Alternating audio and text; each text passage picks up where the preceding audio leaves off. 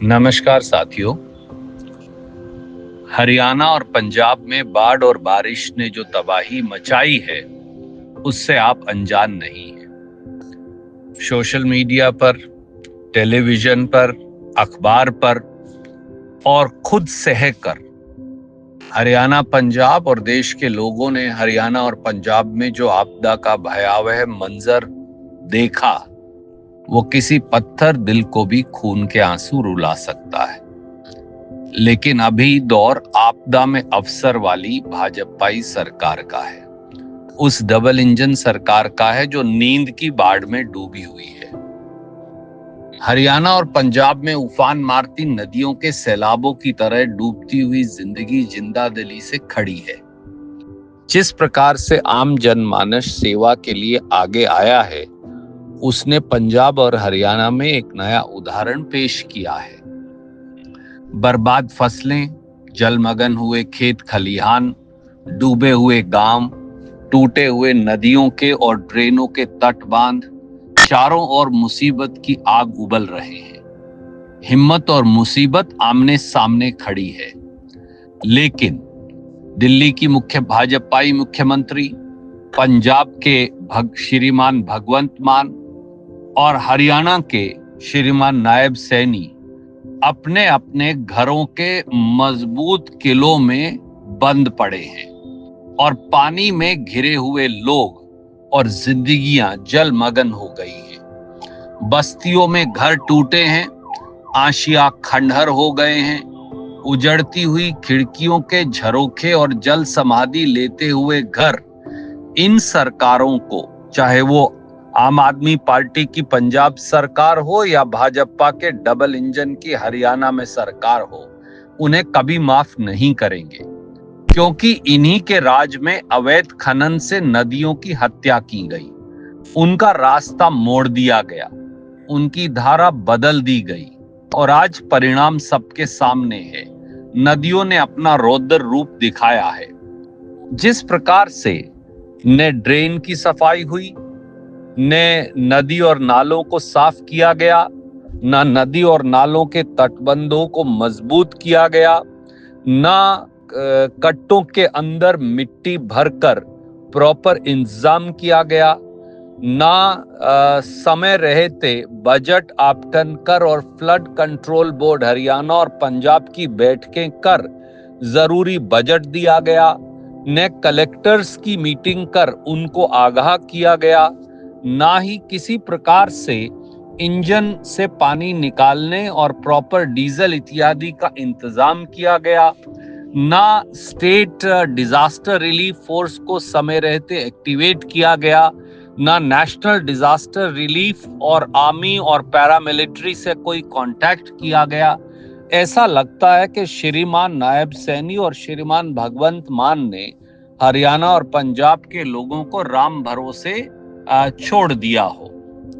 इन सब के बीच एक और बात भी है। इतने सारे फोटोग्राफर लेकर आप चारों तरफ देखिए, ये लोग लगे हैं। सबसे बड़ा उदाहरण तो देश के कृषि मंत्री शिवराज सिंह चौहान का है, जो 1 दर्जन फोटोग्राफर और कैमरामैन लेकर एक गन्ने के डूबे हुए इधर से उधर हिलाते हुए दिख रहे हैं। आप मुझे बताइए, डूबे हुए एक गन्ने के पेड़ को इधर से उधर हिलाओ तो उससे क्या होने वाला है, या बाढ़ किस प्रकार से रुक जाएगी।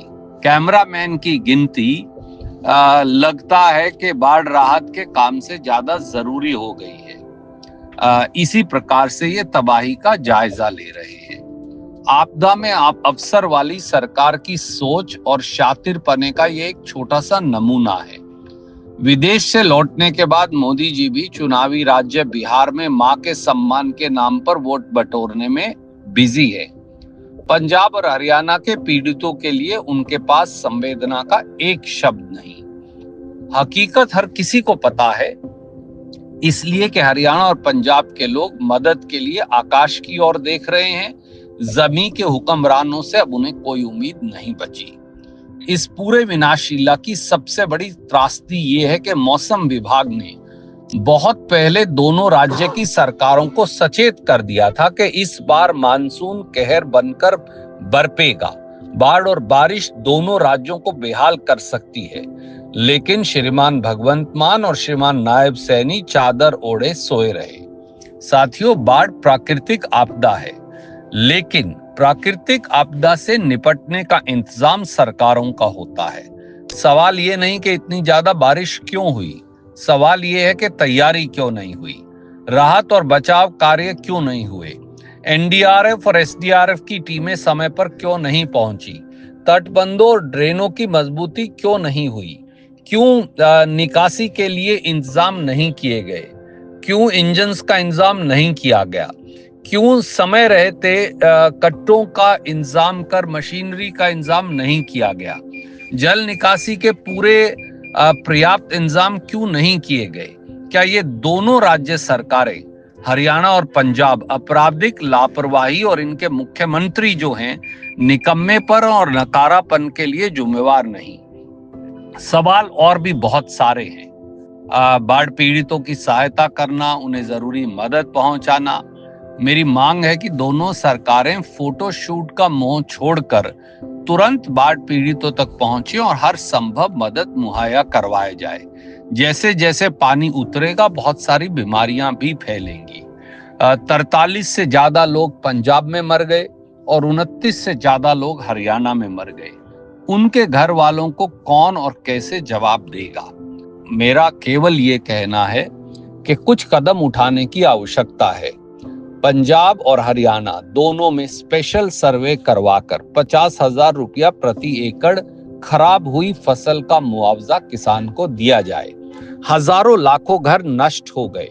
2 लाख से 20 लाख रुपया प्रति घर का नुकसान है। फौरन सर्वे करवाकर 30 दिन में यह मुआवजा दिया जाए। लाखों ट्यूबवेल और उनकी मोटरें नष्ट हो गई। 50,000 से 75,000, 1 लाख रुपए तक का मुआवजा उनको दिया जाए। हजारों मवेशी बह गए। एक एक मवेशी की कीमत 1-1, 1.5 लाख रुपया है, उसका मुआवजा दिया जाए। सारे तटबांध जो कट गए हैं ड्रेन और नदियों के, उन्हें फौरन रीइंफोर्स किया जाए। जितनी सड़कें टूटी पड़ी हैं या काट दी गई हैं उन्हें रीइंफोर्स करके ट्रैफिक को चालू किया जाए। वो गांव की लिंक सड़कें हों, वो राष्ट्रीय राजमार्ग हों, वो स्टेट हाईवेज हों, उन्हें दोबारा से शुरू किया जाए। जिन लोगों ने अपने परिवारजनों को खोया है उन्हें कम से कम 50 लाख रुपए का मुआवजा मिले।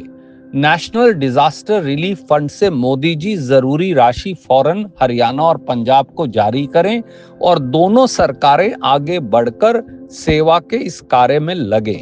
अपनी चादर ओढ़े सोए श्रीमान नायब सैनी और श्री भगवंत मान दोनों खाट से उठें और बचाव कार्य के अंदर लगें, बजाय इसके के फोटोशूट और हेलीकॉप्टर्स में व्यस्त हों। यही सेवा का असली स्वरूप है। जय हिंद।